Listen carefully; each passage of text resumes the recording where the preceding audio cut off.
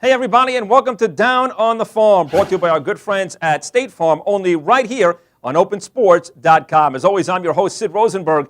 A handful of blue chip prospects have already joined the big leagues, but there's still plenty of anxious farmhands waiting for the call to the big show. Today we bring in Jonathan Mayo from MLB.com to tell us who will be in the next crop of call-ups. Jonathan, how are you today, buddy?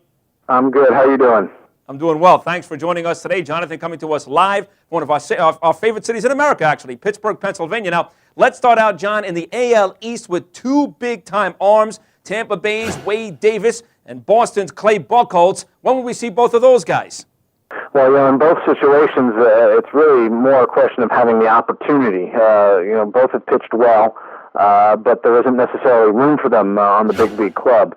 Buchholz certainly righted the ship after what was a disastrous 2008, and he's ready. Michael Bowden is probably ready as well, and I think both are hoping to get a chance to help them out in Boston, but there isn't a spot. And Wade Davis is a guy who, it'll be interesting to see what happens to him long term in Tampa. I think some people still see him maybe as a short reliever down the road.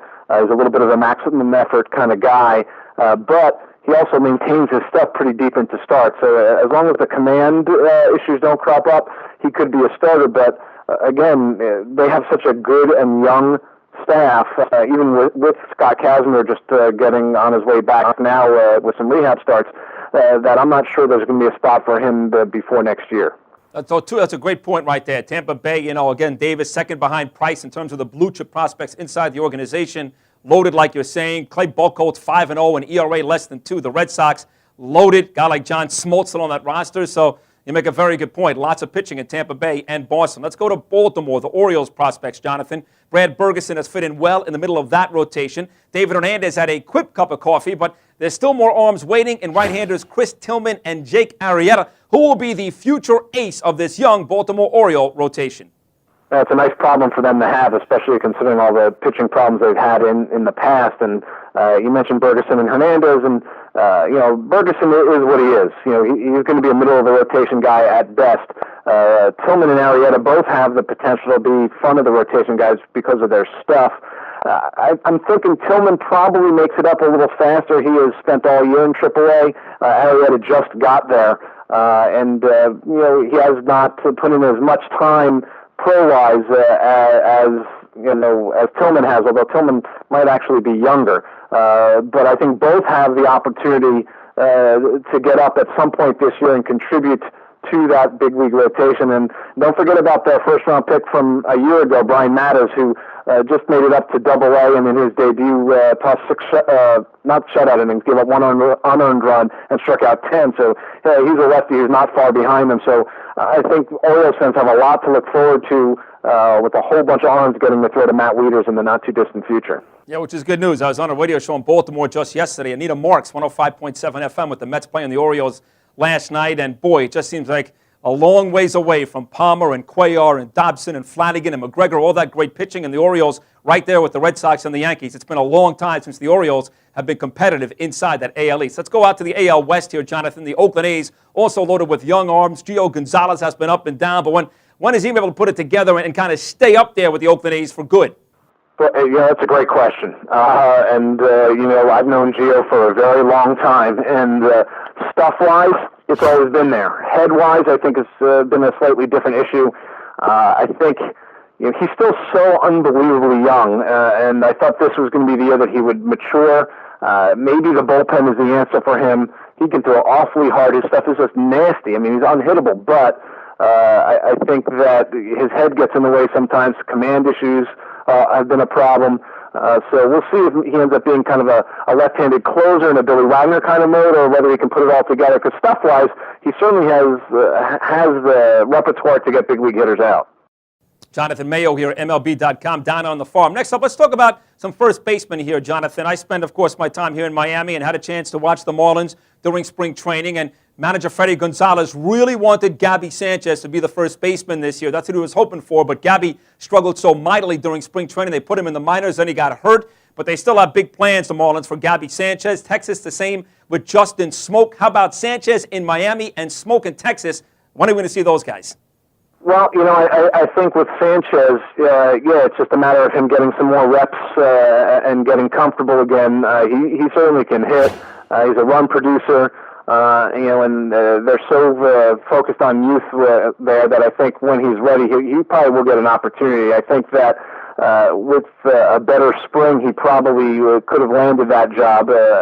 But it just didn't work out that way. So let's let him get a little time under his belt, shake the rust off from being hurt, and we'll see. I could see him being a second half call-up maybe if he gets hot and there's a need.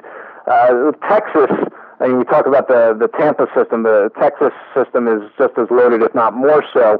They're going to have to would have to make a move. I know there's been some rumors that maybe they would be willing to trade a Chris Davis or somebody like that. But I think Smoke is probably more next year. He's a little banged up right now, but certainly got off to a very good start. And the guy can just flat out hit both sides of the plate power. If you want to make a comparison, I think maybe it's unfair to compare him to Mark Teixeira, but I don't think it's that far off. He doesn't need a ton of time, but keep in mind that he's also got less than a year of pro experience under his belt. Latest news, by the way, for Sanchez is the Marlins are getting him to play some third base in the minors, too. So if Bonifacio continues to struggle for the big league club, maybe Sanchez gets time at third base for the Marlins later on this year. But that is some ringing endorsement there for Smoke out in Texas. Now let's go out west here, Jonathan. The Padres already 14 games behind the Dodgers, had a chance to deal Jake Peavy to the White Sox earlier this season. He didn't want to do it. Then he gets banged up. So a little bit of a disaster out in San Diego. Does this mean we'll get a chance to see guys like Matt Latos or Kyle Blanks? What about these guys in San Diego? Well, I'll start with Blanks because I have just heard that he is getting called up today, and we'll try to help out their offense. Primarily he's a first baseman. Now, obviously, they don't have room at first base with Adrian Gonzalez. He can play some left field also, so I think probably what you'll see him is eat into some of the time of some of the other outfielders. Brian Giles has really been scuffling, and maybe Chase Headley a little bit. Tony Gwynn has been playing well, but he can move around and play all three outfield spots. So I think you'll see Blanks play some left, and maybe on the rare times that Gonzalez needs a day off at first, he can fill in there. But he is a big, big man with a bit of a long swing, so you'll see some swings and misses, but he has got legitimate power, and he should help out their offense right away. Latos, we'll have to wait and see. The power arm is just ridiculous. I mean, his arm strength is as good as anybody in the minor leagues, probably. Again, it's just a question of his secondary pitches and getting a little more experience and polish under his belt. And you don't want to rush a pitcher. In some ways more so than a hitter. So I'm not sure that you'll see him this year unless they're able to make some moves in that rotation.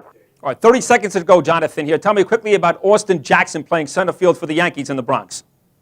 I think you'll see it at some point soon, but, guys like Brett Gardner and Melky Cabrera, I mean, they haven't been doing a bad job.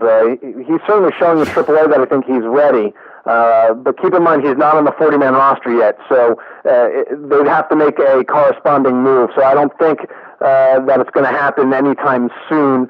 I think September is probably more likely unless there's an injury. Awesome amount of information there. Jonathan Mayo got a lot going on for you, by the way. MLB.com and MILB.com. Plus, you can follow Jonathan Mayo on Twitter at JonathanMayoB3. And also head over to JonathanMayo.net for more info on his book, Facing Clemens. How about that? Facing Clemens. So terrific job, Jonathan, today. Thank you so much for stopping by. Let's do this again real soon. Sounds good. Thanks for having me. You got it. That'll do it for this edition of Down on the Farm, brought to you by our good friends at State Farm here on OpenSports.com. I'm Sid Rosenberg. Be sure to come back on Monday for Insurance Runs. Happy Father's Day. We'll see you on Monday. The future of sports on the web is open.